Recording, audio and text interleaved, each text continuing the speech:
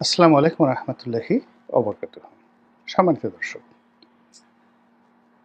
বর্তমান অন্তর্বর্তীকালীন সরকারের পক্ষ থেকে আওয়ামী লীগের সকল রাজনৈতিক কর্মকাণ্ডকে নিষিদ্ধ করা হয়েছে। ছাত্র এবং জনতার গণদাবির মুখে এই সিদ্ধান্ত নিতে সরকার বাধ্য হয়েছে, এরকম একটা দৃশ্য আমরা রাজপথে দেখতে পেয়েছি। ছাত্র জনতা বলতে এনসিপি এবং জামায়াত ইসলামী, তাদের কর্মী এবং সমর্থক, তার সঙ্গে সঙ্গে অন্যান্য তাদেরকে যারা সমর্থন করেন, রাজনৈতিক দল মত যারা আছেন, তারা অনেকেই প্রথমে যমুনাতে সেই শুক্রবার দিন তারা সমাবেশ করে যমুনার সামনে, ডক্টর ইউনূসের বাসার সামনে তারা তাদের দাবি জানাতে থাকে এবং সেখান থেকে তারা আবার শাহবাগের দিকে চলে যায়। তো যমুনা থেকে যেভাবে তারা শাহবাগের দিকে চলে গিয়েছিল এবং তাদের যে আরেকটি স্থান রয়েছে ঢাকা বিশ্ববিদ্যালয়ের রাজু ভাস্কর্য, সেখান থেকে আবার সম্মিলিত হয়ে বা একত্র হয়ে তারা শাহবাগের বিস্তীর্ণ এলাকা ঘেরাও করে।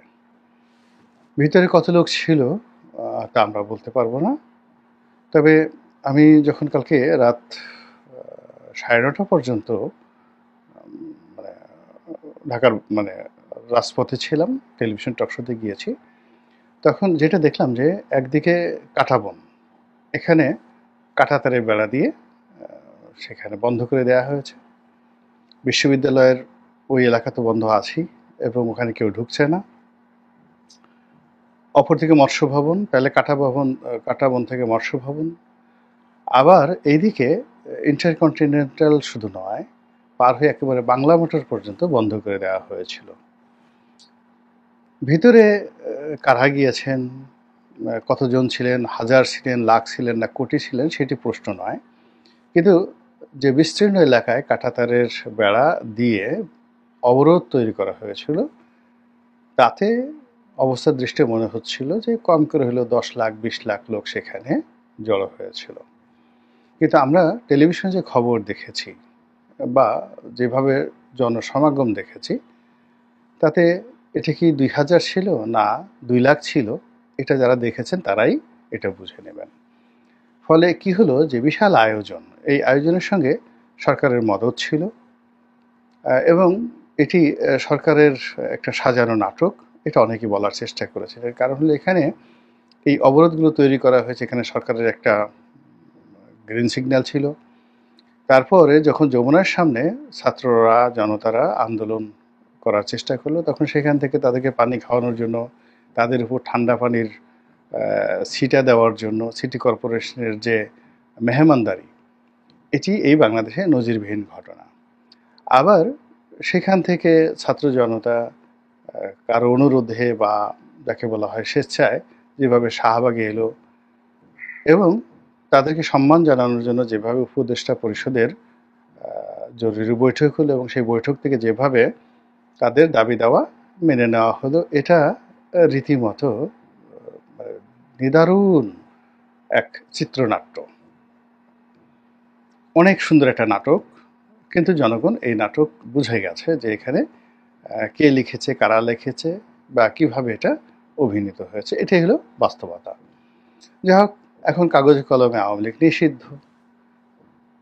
যারা আওয়ামী বিরোধী লোকজন তাদের উল্লসিত হওয়ার কথা, কিন্তু উল্লাসটা হচ্ছে না এবং এটা হবেও না।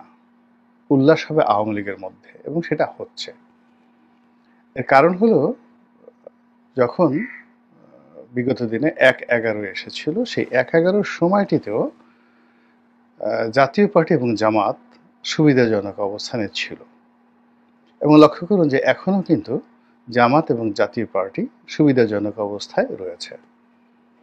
যেখানে রাশেদ খান মেনন, তারপরে হাসানুল হক ইনু সাহেবের মতো লোক, তাদের উপর যা কিছু হচ্ছে, সেই তুলনায় শেখ হাসিনার যদি সহযোগী কেউ থেকে থাকে তাহলে জাতীয় পার্টি প্রথম। সে তুলনায় জাতীয় পার্টি ভারতের তত্ত্বাবধানে এবং আমেরিকার তত্ত্বাবধানে সর্বোচ্চ ভালো অবস্থানে এখন আছে। আর জামাত, এখন জামাতের সবাই এক একজন সৌদি আরবের যে রাজপুত্র রয়েছেন মোহাম্মদ বিন সালমান, তাদের মতো তাদের জীবনযাত্রা এখন চলছে। তাদের ক্ষমতা আছে, জৌলুস আছে, আকর্ষণ আছে, তারা যেখানে যাচ্ছেন সেখানে ভন ভন ভন ভন করে সুবিধাবাদী যারা মাছি রয়েছেন তারা সেখানে উপস্থিত হচ্ছেন। তারা যা কিছু বলতেন সেগুলো অমীয় বাণী। জামাতের জীবনে এইরকম সুসময় 1971 সনেও আসেনি। মানে মার্চ, এপ্রিল, মে মাসে যখন রাজাকার গঠিত হচ্ছিল, আলবদর গঠিত হচ্ছিল, আশামস গঠিত হচ্ছিল এবং তারা সরকারের পক্ষ থেকে যত রকম সুযোগ সুবিধা পেয়ে সারা বাংলাদেশ তারা যেভাবে কবজা করে ফেলেছিল, এবং বলা হয়ে থাকে যে একমাত্র আলবদরেরই 800 করে সদস্য ছিল প্রতিটি থানাতে।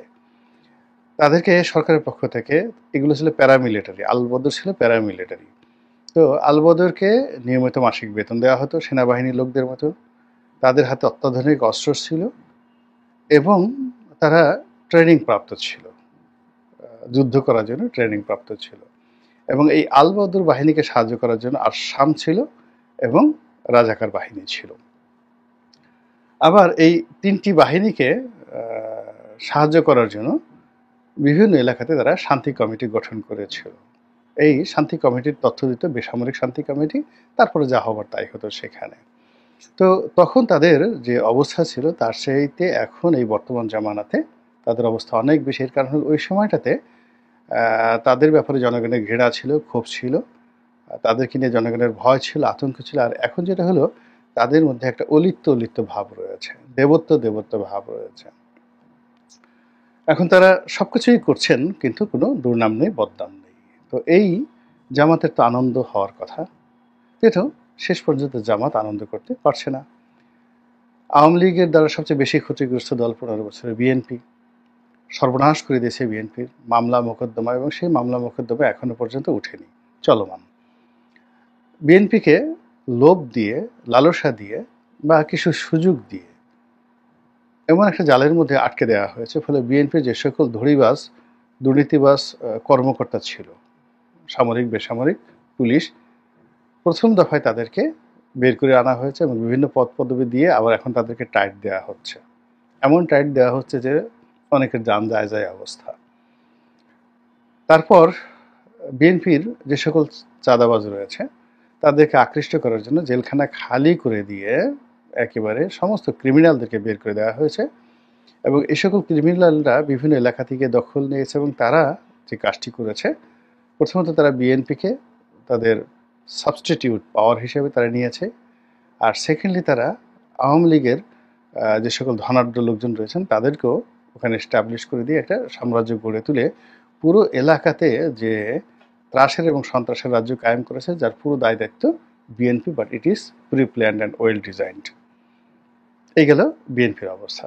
তো জামাতের কথা তো বললাম, এনসিপিরও একই অবস্থা। এনসিপি গঠন করার পর থেকে তারা অনেক কিছু আশা করেছিল, চেষ্টা করেছিল, কিন্তু সেই জিনিসগুলো তারা পারছে না। ফলে এখন তাদেরকে বিভিন্ন মহলের, বিভিন্ন এজেন্সির কথা অনুযায়ী কাজকর্ম করতে হচ্ছে। এনিওয়ে, এই যে আওয়ামী লীগ নিষিদ্ধকরণের যে প্রক্রিয়াটি, এটি কাদের মাথা থেকে এসেছে, কেন এসেছে, কিভাবে এসেছে, আওয়ামী লীগকে পুনর্বাসন করার জন্য, শেখ হাসিনাকে রক্ষা করার জন্য, নাকি আওয়ামী লীগ ধ্বংস করার জন্য, শেখ হাসিনাকে শিক্ষা দেওয়ার জন্য, সেটা সময় আসলে বোঝা যাবে। কিন্তু ব্যবস্থা হলো বা অবস্থা হলো, এই প্রক্রিয়ার ফলে অন্যান্য অনেকের কপাল পড়বে, কিন্তু শেখ হাসিনার এবং শেখ পরিবারের কপালে রীতিমতো চন্দনের ফোঁটা পড়েছে।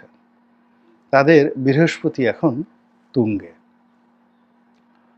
এই কারণে তুঙ্গে যে 1/11 সময়টিতে বিএনপি এবং আওয়ামী লীগ এই দুটো দলকে -2 ফর্মুলাতে ফেলে দেওয়া হয়েছিল, এবং এই দুটো দলের পরিবারতন্ত্র, অর্থাৎ জিয়া পরিবার এবং বঙ্গবন্ধু পরিবারকে টার্গেট করে তৎকালীন সামরিক শাসকরা যে কাজকর্ম করেছে, তাতে প্রথমত এই দুটো পরিবার শেষ হতে বসেছিল, দ্বিতীয়ত এই দুটো পরিবারের যে প্রভাবযুক্ত দল বিএনপি এবং আওয়ামী লীগ, এখানে শেখ পরিবারের বাইরে, জিয়া পরিবারের বাইরে লোকজন এনে এই দুটো দলকে ওন করার চেষ্টা করা হয়েছিল।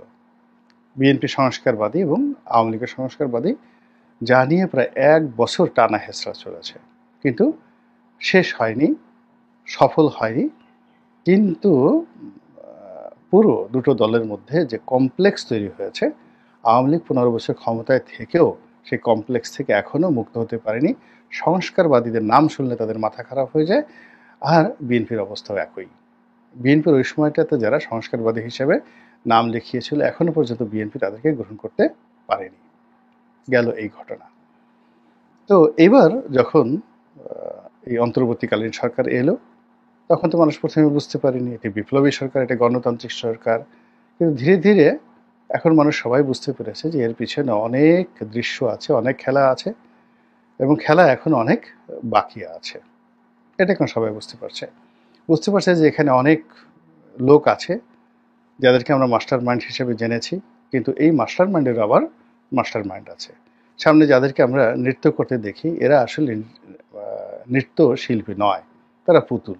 পেছনে আরও অনেক বড় শিল্পী রয়েছে, কলাকুশলী রয়েছে, স্ক্রিপ্ট রাইটার রয়েছে। তো এই অবস্থায় আরও একটি 1-11, আরও একটি -2, এই সকল বিষয়ে যে আলাপ আলোচনা হচ্ছিল, এই আলাপ আলোচনায় অতীতের অভিজ্ঞতার কারণে বিএনপি এবং আওয়ামী লীগ দুই দলের মধ্যে কিন্তু একটা ভয় ছিল। যেহেতু সবার আগে এখানে পরাজিত দল হিসেবে আওয়ামী লীগ সম্মুখে চলে আসছে, ফলে অত্যাচারের যে স্টিম রোলার তাদের উপর আসবে, তাদের উপর খড়গ চলবে এবং তাদের উপরই -1 প্রথম চালনা করা হবে, এবং সেভাবে কিন্তু সবকিছু এগোচ্ছিল। তো সেক্ষেত্রে ওই আগের মতো দুটো টার্গেট, আওয়ামী লীগকে রিফাইন্ড আওয়ামী লীগ করে সেখানে নতুন কাউকে বসানো, গ্রুপ অফ পিপলকে বসানো, এবং বিভিন্ন সময় বিভিন্ন নাম দেওয়া হয়েছে। অর্থাৎ Awami League will be own by the another person or group of person control by the interim government. এটা হলো পরিকল্পনা। আর এখানে শেখ পরিবার, শেখ হাসিনা মাইনাস হয়ে যাবে অটোমেটিক। তো এটা নিয়ে আসলে আওয়ামী লীগের যারা নেতাকর্মী, তাদের মধ্যে এক ধরনের যাকে বলে আশা, নিরাশা, হতাশা ছিল। এবং আওয়ামী লীগ যদি আবার রিভাইভ হয়, সেক্ষেত্রে যারা সাধারণ নেতাকর্মী, লাখ লাখ কোটি কোটি নেতাকর্মী, তারা এখানে আসবে। আওয়ামী লীগের অফিস খুলে দেওয়া হলো, সব অফিস, এবং সেখানে যদি আওয়ামী লীগের মোটামুটি নাম আছে এরকম কোনো কাউকে বসিয়ে দেওয়া হতো, ধরুন আইভিকে যদি বসায় দেওয়া হতো, তো আইভি, সাবের হোসেন চৌধুরী, তারপরে ব্যারিস্টার রফিকুল ইসলাম, বীরুত্তম, তারপরে ধরুন তোফায়েল আহমেদ, উনি খুবই অসুস্থ, তারপর ধরুন ওনার নাম তোফায়েল আহমেদ সাহেব আছেন, এরপরে অ্যাডভোকেট আব্দুল হামিদ সাহেব আছেন, এরকম আরও অনেকের নাম বলা যেতে পারে যাদের রেপুটেশন হচ্ছে। ওই যে মান্নান সাহেব আছেন, তারপরে যাকে বলা হয় অন্তত 100 লোক আওয়ামী লীগের মন্ত্রী এমপি আছে যাদের আসলে কোনো দুর্নাম বদনাম নেই। তো তারা সরকারের সঙ্গে একটা সমঝোতা করে আওয়ামী লীগ নাম নিয়ে 3টে অফিস খুলল, সুধা সদন খুলল, সরকারই রেডি করে দিল।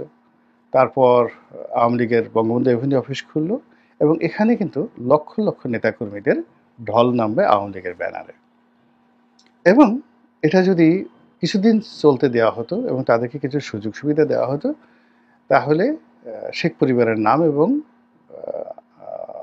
আওয়ামী লীগের যে নতুন যে প্রত্যাবর্তন, সেখান থেকে শেখ হাসিনা এবং শেখ পরিবারের নাম স্বয়ংক্রিয়ভাবে মুছে যেত। এটা শেখ হাসিনাকে ভীষণভাবে কিন্তু ভাবিয়ে তুলেছিল।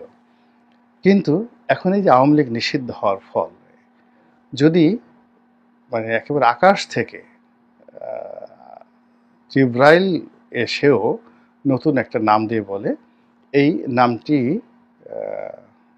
আওয়ামী লীগের যারা নেতাকর্মী আছেন, সেই নেতাকর্মীরা এই নামে আসলে তাদের বরকত হবে, এই একই অফিস, অর্থাৎ আওয়ামী লীগের অফিস, কিন্তু ধরেন পার্টির নাম হলো ফটাংফট পার্টি।